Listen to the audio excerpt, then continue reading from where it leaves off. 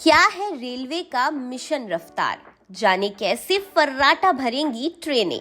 अगर किसी को दूरी का सफर तय करना होता है तो ऐसे में वह ट्रेन से जाना ज्यादा पसंद करते हैं। भारतीय रेलवे ने पिछले कुछ सालों में काफी तरक्की की है, जिसमें न सिर्फ स्टेशन की हालत में सुधार किया गया है, बल्कि यात्रियों के लिए चलने वाली ट्रेनों को भी काफी सुविधायुक्त बनाया गया है।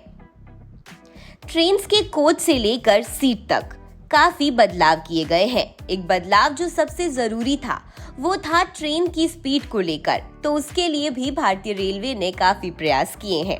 भारतीय रेलवे ने मिशन रफ्तार की शुरुआत की है। तो चलिए जानते हैं कि आखिर क्या है ये मिशन रफ्तार और इससे क्या फायदा होगा। मिशन रफ्तार के तहत भारत में संचालित ट्रेन की स्पीड बढ़ाना है। इस मिशन के तहत भारतीय रेलवे द्वारा और सुपरफास्ट ट्रेनों को बढ़ाया जाएगा, वहीं साथ में ही मालगाड़ियों की रफ्तार भी बढ़ाई जाएगी।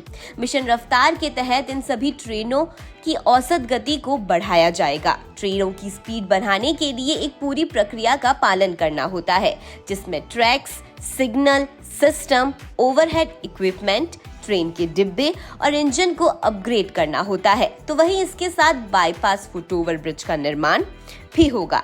इस मिशन के अंतर्गत रेलवे के सभी डीजल इंजन को मेमो यानी main line electric multiple unit में तब्दील कर दिया जाएगा। भारतीय रेलवे के मिशन रफ्तार के तहत लंबी दूरी को कम समय में ही तय करने का उद्देश्य रखा गया है।